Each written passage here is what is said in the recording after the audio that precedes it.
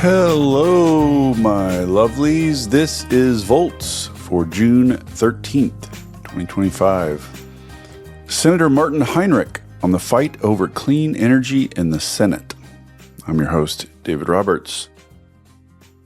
On June 4th, Canary Media held an event in Washington, D.C. that featured several fascinating panels and interviews. I enjoyed seeing many of you there. Among them was my interview with Martin Heinrich, the senior senator from New Mexico. Heinrich is the ranking member of the Senate Energy and Natural Resources Committee and a leader in the Democratic caucus on energy issues, so he will be a key figure in Senate negotiations over the Republicans' big, beautiful bill. That legislation would decimate energy provisions that Heinrich spent a great deal of time working on and kneecap clean energy industries that have seen robust growth in his state. Unsurprisingly, he is not a fan. We discussed several unworkable provisions in the bill, how it could improve in the Senate, whether his Republican colleagues will have more courage than their counterparts in the House, and the possibility of bipartisan permitting reform, among other things. Enjoy.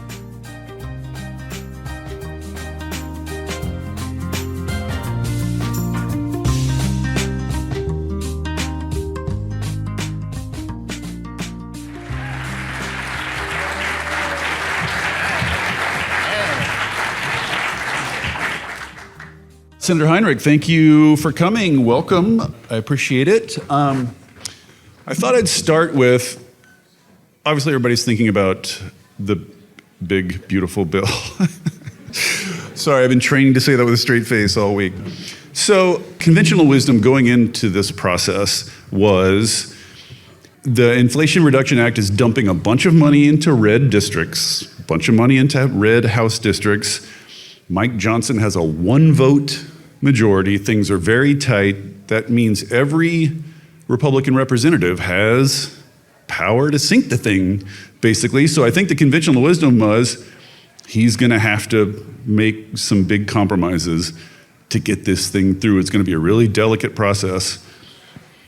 No, it was not a scalpel. No. It was a sledgehammer, wiped the whole thing out, and they all voted for it. So yeah. I guess just, did you expect that, and how do you account for it? Well, I think under a historical perspective, that's not what would have happened. With a different Republican president, that's not what would have happened. So what none of us could quite account for when we were putting the Inflation Reduction Act together is a second Trump presidency where literally the party becomes sort of a cultish, the fealty to this president is just like nothing I've ever seen, right? So that's hard to plan for. The second thing is House Republicans just folded. They did not use their power.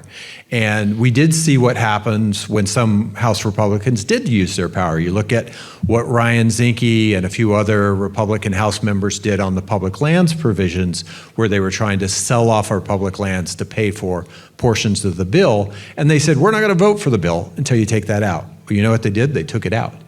So we had all those folks sign a letter, and none of them meant it.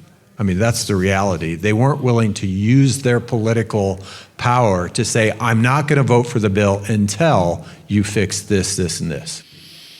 Yeah, well, speaking of selling off public lands, Senator Mike Lee has said publicly that he wants to bring that back in. Is that plausible? Like, I no longer have any baseline sense of what's plausible or not anymore. You know what I mean? So, like, is that a thing that could happen? So I've spent I started out as an outfitter guide working on public lands. So this has been part of my life for all of my adult life. And I really cut my teeth fighting back on a previous effort to sell off our public lands. Would Mike Lee very much like to do that? Sure. The question is going to be, and it's going to be interesting to see what happens here, is we saw what happened in the House. You're inserting risk into an already wobbly kind of legislative effort, right? you never know when the wheels are going to come off on one of these things. So the question is, what do the other Republican senators think about that effort? And given the unpopularity of that kind of approach in a lot of the Intermountain West, where we have Republican senators in places like Wyoming and Montana and Idaho and other places that understand how unpopular this is and how much risk it's going to create, I don't know if they do it or not. Can you give us a sense of like how many senators is the margin here? Like how many would have to really make the jump to kill this thing, or at least to force changes in it? Like to force changes, like if you can put a group of 3 together, you can probably force changes, because no one's banking on Ron Johnson being a yes, right? Like he seems to have carved out a pretty solid position for himself. You know, Rand Paul, you never quite know where he's going to land, right? So you want to build a very solid whip count. And so I honestly don't think it takes a lot of Republicans to force some changes. And for the sake of this overall industry and all the jobs that we've created and the hundreds of billions of dollars of factory investments, I hope they will use the power that they have, because there are a handful of folks that could solve the timeline problems, that could clean up the foreign entity of concern and make it functional instead of a mountain of red tape. There are a lot of things that, setting aside the bigger issues of taking, healthcare away from well over 10 million people, we could fix a lot of the IRA issues and preserve a lot of jobs and mitigate rising electricity prices if they will use that power. Well, you said that maybe selling off public lands outright would be a step too far. Another thing in the House bill is an extensive amount of fossil fuel leasing of public lands. And they sort of go beyond, it's always just like they look around at whatever's around and they're like, how can we get more extreme than that? So now they're mandating that we lease public land to fossil fuels, plus opening the Arctic National Wildlife Refuge up, et cetera, et cetera. Public lands in general just become sort of open season. What's the valence of that issue? Do you think there's a lot of... Meanwhile, if you're in the oil and gas industry, you're probably thinking, stop helping. Like oil is $65 a barrel. Production, Saudis are increasing production. Like, this cuts both ways for them. I mean, it's like, yeah, sure, thanks. You're reducing royalties, but by the way, like the market is being flooded right now. So it's kind of a mixed bag for that entire sector right now. And because they made a deal with Trump during the election, they're kind of, biting their tongue. Yeah, I saw someone make a similar point that the tariff on steel is going to jack up fossil fuel drilling. And it is very hard to produce a barrel of oil below $65. That you can do that in the Permian Basin, but there are a lot of places where that they start shutting off rigs when you get to that price point. So like the purported drive behind all this is to find revenue. Like that's, I guess, what surprised me is it turned out that finding revenue to pay for tax cuts for rich people turned out to be number 1 through 5 on the priority list, and everything else got bumped, except they want to reduce royalty rates for that leasing of public land. That revenue, Medicaid, one thing, but that revenue they can sacrifice. That's what pays for our public schools in New Mexico. So that change alone in my state is likely to cost the state of New Mexico close to $2 billion over the course of the next 10 years. And that will come at the cost of our school kids. Yikes. So I was going to say, your committee, the Energy Committee, would be the committee where leasing of public lands is discussed and hashed over. But something you mentioned a few minutes ago backstage that hadn't even really occurred to me is that they might not do the committee process at all. Can you walk, like... They might go directly to the floor with a substitute for the House bill. So, and this would just be like calling the bluff of all the senators, saying this or nothing, jumper, you're dead, or jumper, Trump will... We all jump together. What do you think are the chances of that? I try not to handicap. Like, I'm not in that mindset, so I'm not a good person to predict how they will handle the procedural issues. And if they did... I mean, this is, of course, everybody's just guessing about this, but if they did today, right now, with the bill as is, do you think it gets to 51? Do you think that your colleagues, your Republican colleagues, will use the power in the way that the House Republicans didn't? I think that's an open question. I think there are a number of Republican senators who recognize that there are big equities here that could be really problematic. I mean, when you take just one example, West Virginia, right? You've got major factories, companies like Form Energy and others, that set up shop there to take advantage of those incentives and to plan for the next 10 years of the future of our economy and storage and clean steel and other things. Like, are the two senators from West Virginia going to stomach those? They went to those groundbreakings and ribbon cuttings, and it's up to them. They could force this change. Will they? I haven't seen a lot of profiles encouraged, but if they decide to do it, they have the power to change this bill. There's no question about that. Well, another thing that your committee would deal with, if your committee dealt with something, would be the rescission of all these DOE. I think this is one of the things that really hurts this crowd.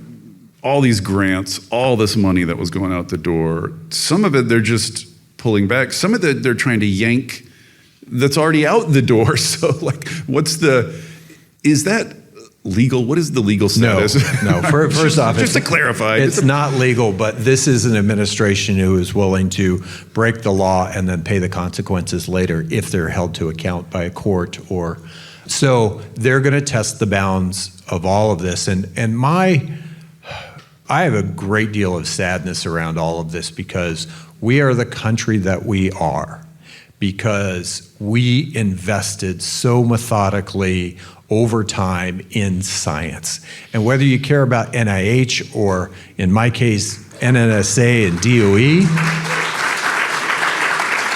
we are where we are because of those investments that we've made, and we are chasing the smartest scientists out of this country right now. And the Chinese are recruiting them, the Europeans are recruiting them, and a lot of the people that DOGE got rid of, I'm all for, if you can make something more effective or more efficient, we should do that. You don't take the people who just got promoted and because they don't have some sort of tenure yet, you fire the highest performing people in the agencies. That's nuts. And that is not how you run a good private sector operation. So it saddens me to see the impact there because I moved to New Mexico right out of college because I loved the fact that it had 2 national labs and an active private sector and things like semiconductors. And I thought this is a place where a science person can go and have a future. Yeah, and the funny thing is that the current Republican coalition has this sort of odd split between sort of the MAGA types and then these tech guys who have joined more recently with a much more let's go to Mars, humans will overcome, that sort of attitude. And they're just standing by watching silently as the American scientific establishment is razed to the ground. They're not making a peep.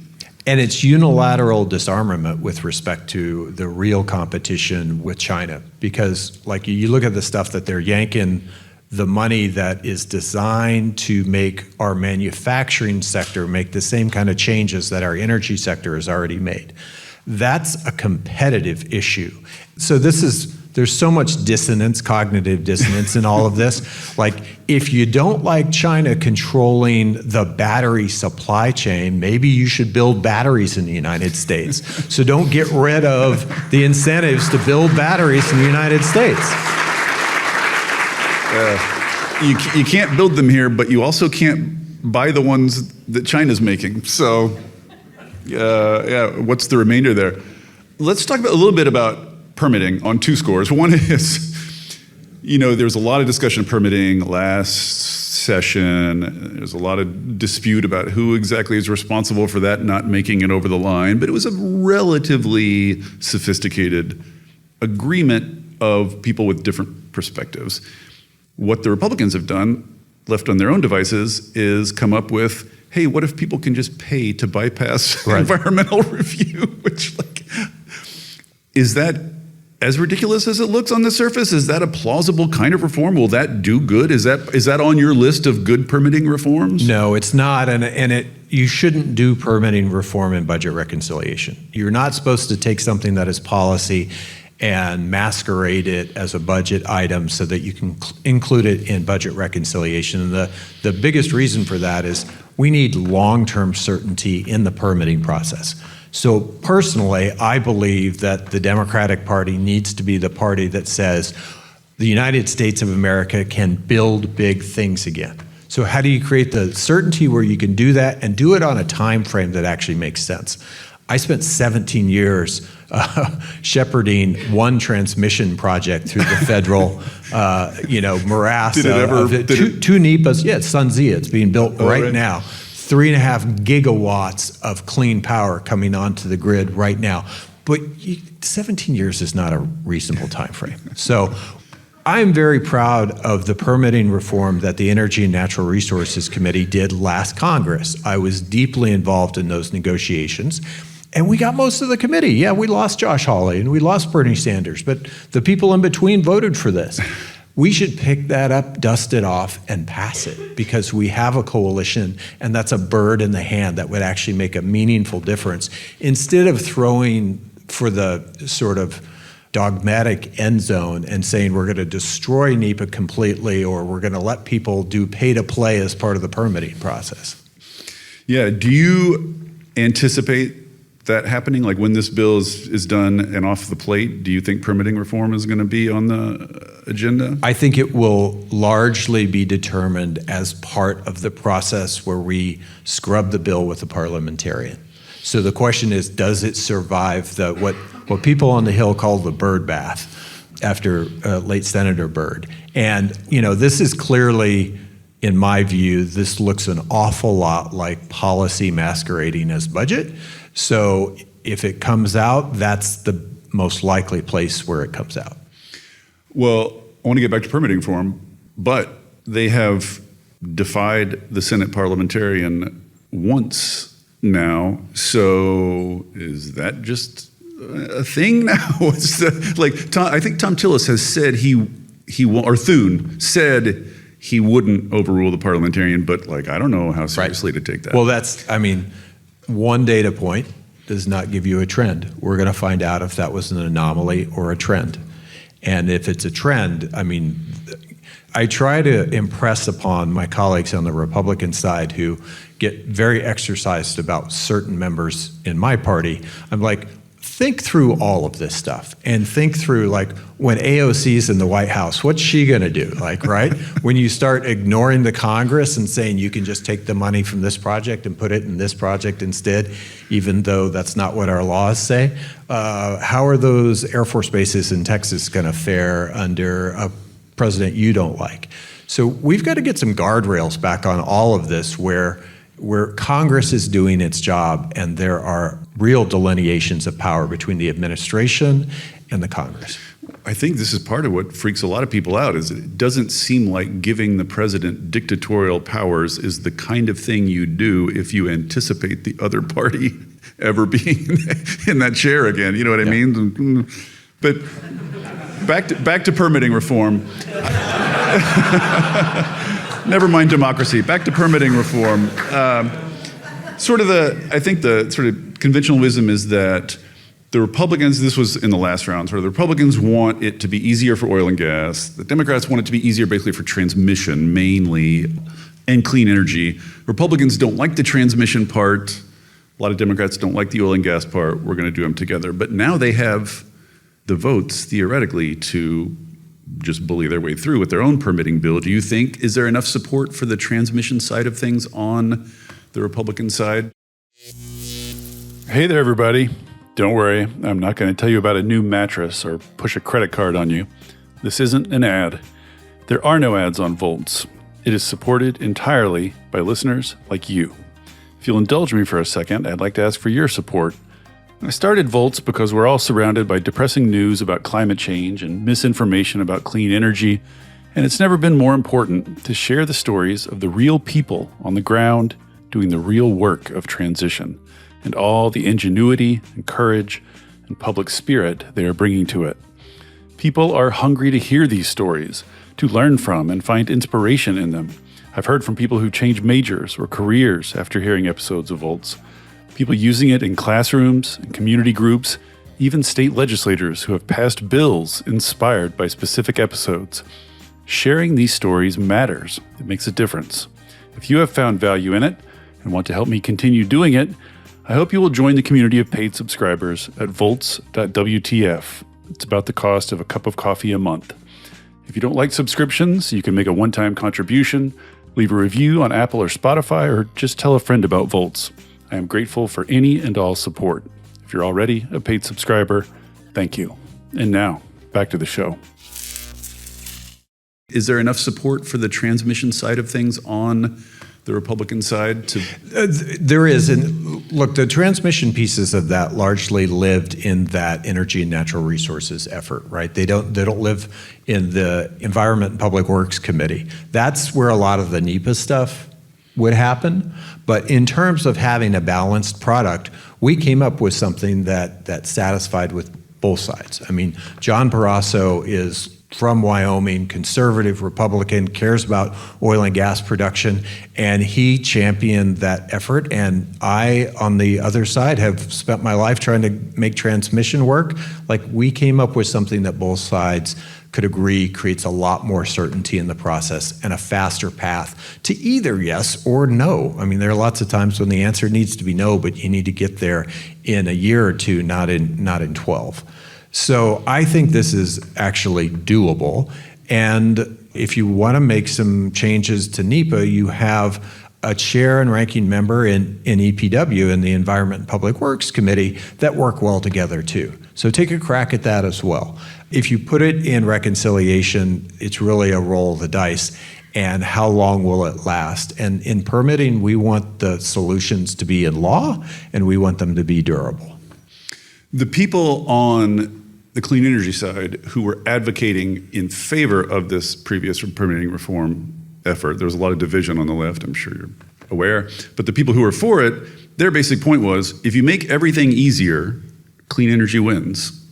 We have to. Is that your take? Is that your take? That's 100% my take. Is that the Republicans' take? Like, do they know that? I think they're selective about their data sets, so I'm not sure that they have quite realized that, because if you ask them about energy storage, they're like, well, it doesn't even work yet. And I'm like, well, in New Mexico, 15% of our generation mix is storage. Like, what do you mean it doesn't work? But you never get everything you want in a legislative vehicle, but you can get what you need. And we will continue to make progress. When 95% of what's in line to go on the grid is clean, we're winning. We just need to win faster. Win faster. You know, the process, as you say, it's not clear what the process is going to be. There's usually sort of a vote-a-rama towards the end of things where people throw out amendments. I'm just curious if there are particular, I mean, maybe you don't want to show your hand in exactly what sort of amendments you have in your back pocket, but are there areas, you know, as you said backstage, like mostly this is just about accountability. It's just about making people vote against things in public so they're on record for it. Like, what sort of things would you like to bring up and force your Republican colleagues to vote against, just so? Well, as you said, there's an awful lot of benefits in specific red states and districts, right? So, you know, highlighting where people are on those things. If you've got a battery factory that's, right, you know, like those are the kind of places where I think we really need to press that accountability. There's no doubt that some of that is going to be determined by what comes out in the parliamentarians process, and then what's left, and then you have to focus on what's left. Can you just talk briefly, for people who have not been following this debate, about, obviously there's little to no prospect of restoring the tax credits fully, the wind and solar tax credits, or restoring the tech neutral tax credit, which was, but there are perhaps opportunities to undo a little bit of the damage that was done to them. Can you just go through a few of the sort of specifics that they? Yeah, I think the two areas where if Republican senators choose to lean in, they can see substantial improvements to the predictability of the next few years is, one, that the language is all over the map about how to wind the IRA tax credits down. And you never want to deal with a situation where you're making a decision about whether you get the credit or don't get it based on when the project goes into service. You need to be able to plan based on when you start building the project. Right. For the obvious reason that you can't control when your project goes into service. It's dependent on a bunch of factors beyond your control. Exactly. Start date you and can so control. bankability is a problem, right? So they could choose to fix those issues, and that would make a giant difference. I also think the foreign entities of concern language that the House put in is just a big red tape mess, and no one can figure out how to comply with it. So come up with something that actually says, okay, there's a real issue here, and we're going to respect that, but we're going to have language that the rules of the road are clear to actual project developers. Yeah, and as you say, it's a little odd to go so overboard to prohibit anything coming in from China, but then also to kill the domestic manufacturing credit. Like, where else are they going to come from? Where do they think they're going to come from? Intellectual consistency is not a strong suit right now in the... Yeah, well... So I don't know if like what's been said privately, but like Capito's on the record wanting hydrogen hubs back. Hoeven wants the geothermal thing restored. I think Tillis has been on about the messy FIAC language. So like people are taking stands, and I would think intuitively you wouldn't stick your head out and do that if you weren't going to follow it on, because otherwise you'll look like a jerk. But then like a bunch of House Republicans just did that, so maybe they will do that. But like, are you hearing other people be more quietly behind the scenes? There's voice probably reservations? a constellation of roughly 7 or 8 senators who are worried about a number of these provisions, and all they need to do is get together and agree we're going to support one another and demand some changes, and changes will be made. So if it doesn't happen, it will be a choice by their choice not to exercise the leverage that they have. Before we turn to some audience questions, I want to ask a little bit broader political question. So the political theory of the case with the Inflation Reduction Act, and I think this is also true of the Infrastructure Act and CHIPS too, is if we flood red districts and states with new investment, new factories, new jobs, new opportunities, we will make this unreversible, basically. Like, this will give it political resiliency. This was sort of like the premise of the Biden administration. Mm-hmm. And like, this House vote really seems to cast that whole theory of the case into question. But if tangible benefits to your district don't sway you, what's left? Like, what world are we living in? What are the political physics of this new world? What sways people anymore? I mean, I think we'll learn what the political physics are when we see what the impact of these actions is in the next election, which I think will be substantial.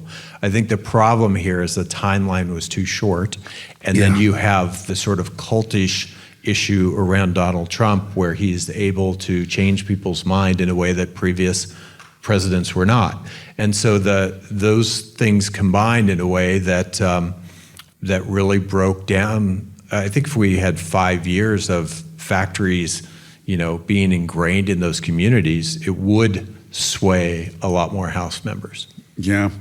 And I guess sort of the other half of that is, it's a little disturbing that it didn't move more Republicans, but it's also a little disturbing, and this I've heard from people in the Biden administration, they are disturbed that in their view, they didn't get much credit from the left for it either. In their view, they didn't get credit from anybody for anything. It seems like the space whereby a Democratic administration can be successful is just shrinking and shrinking and shrinking. The passage is getting narrower and narrower. You have enemies on all sides. You have no friends. Like, no, am I overdoing this? I think it's a choice to tell that story, right? And I don't think we told that story effectively.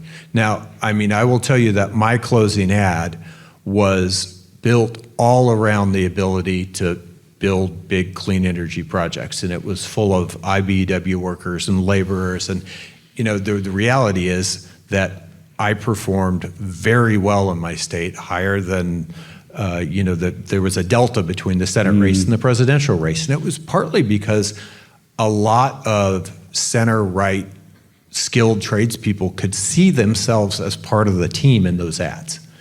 And that was not the story that got told by either the Biden or Harris campaigns effectively. I mean, those got caught up in other issues.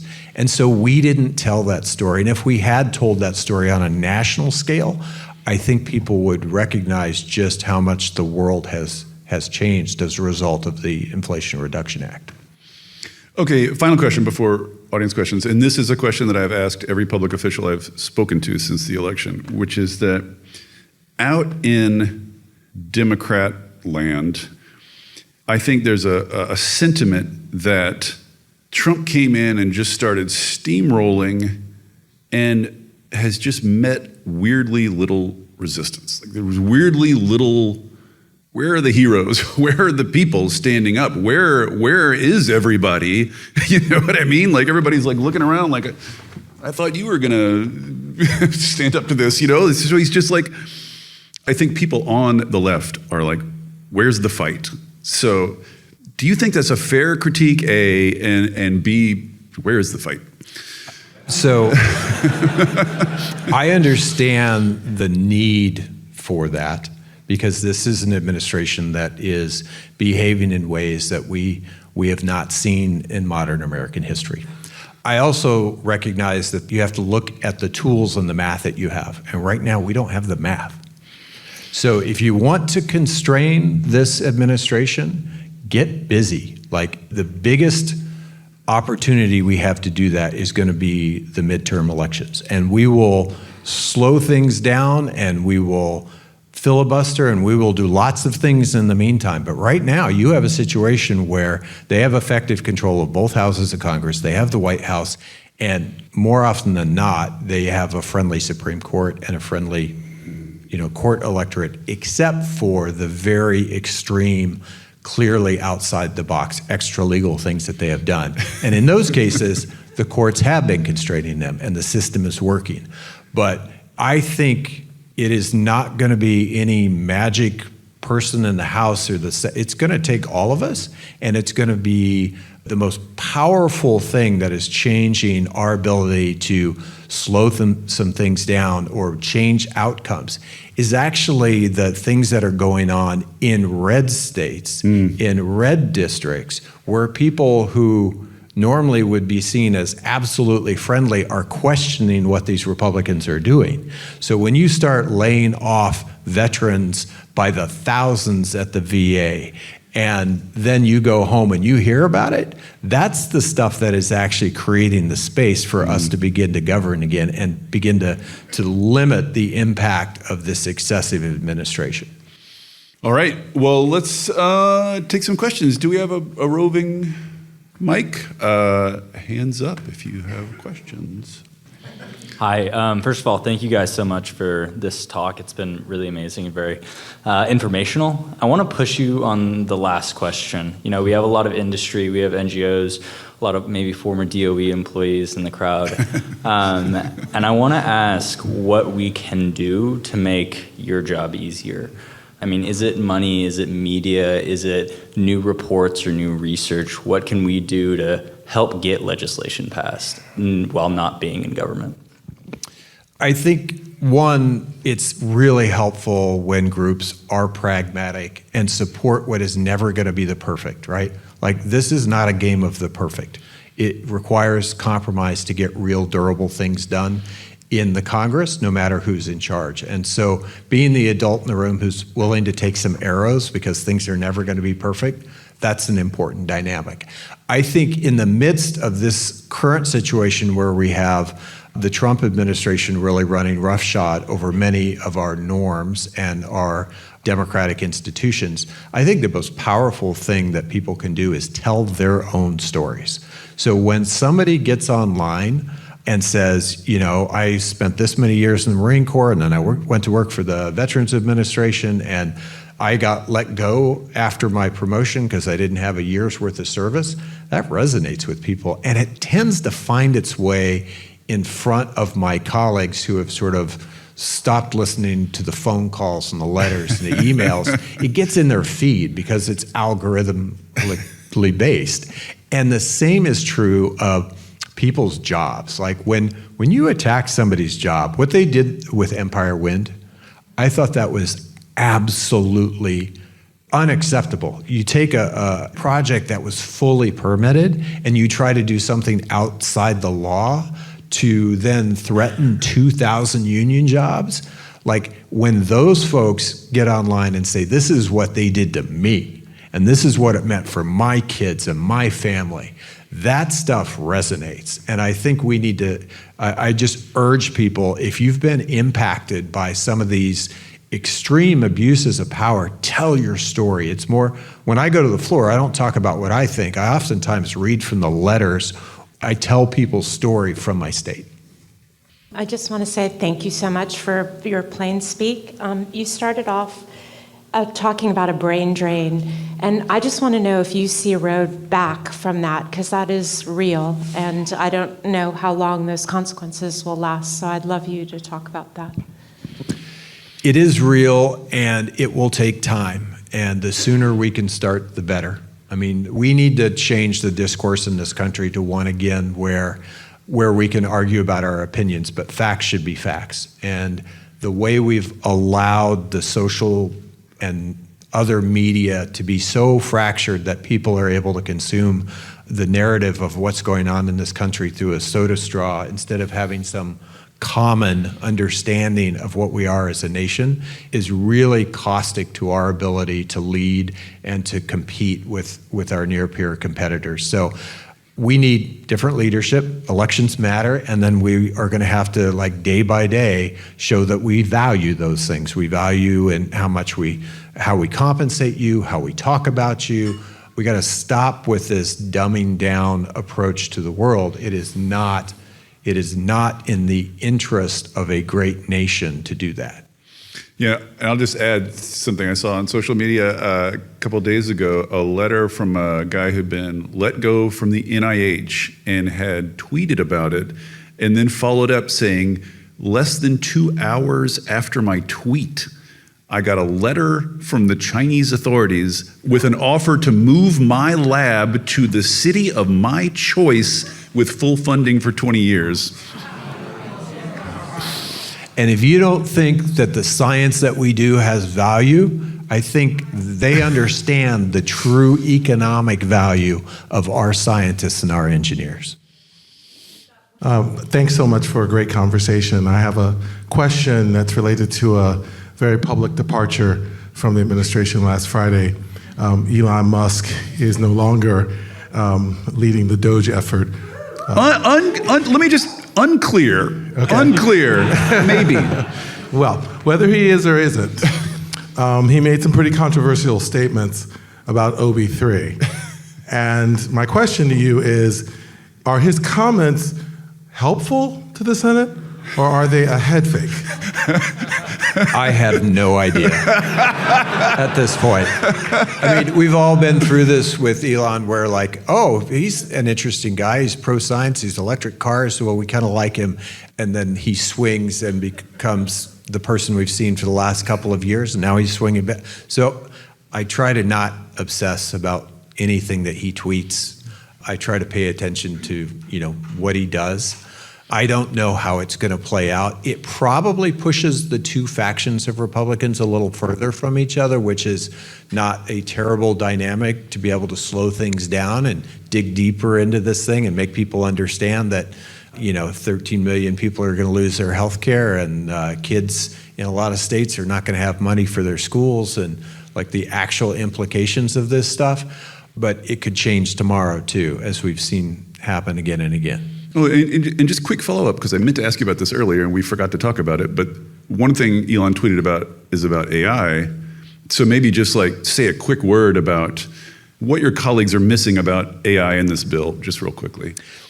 This bill is a direct pathway to much more expensive electricity costs higher electricity bills, and the inability for us to compete effectively with our competitors on artificial intelligence. And the short version of this is simply that the energy that they want to build, which you want to build small modular reactors or stick a combined cycle natural gas generator on the grid, or a old school AP, last generation nuclear reactor, all that stuff, great, that takes time.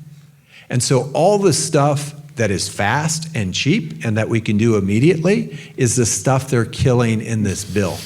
95% of the stuff in the queue, over 90% of it is renewables, and around 95% of it is clean if you throw nuclear into that bucket.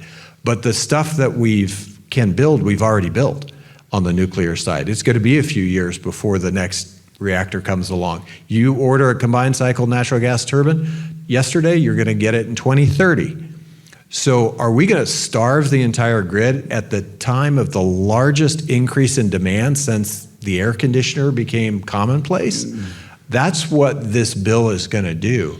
And the impact of that, I've warned my colleagues, the impact is going to be prices are going to go up for electricity everywhere. And we're going to make darn sure people understand why that happened. All right. On that note, thank you, Senator Heinrich. Appreciate it. Thank you for listening to Volts. It takes a village to make this podcast work. Shout out especially to my super producer, Kyle McDonald, who makes me and my guests sound smart every week. And it is all supported entirely by listeners like you. So if you value conversations like this, please consider joining our community of paid subscribers at volts.wtf, or leaving a nice review, or telling a friend about Volts, or all three. Thanks so much, and I'll see you next time.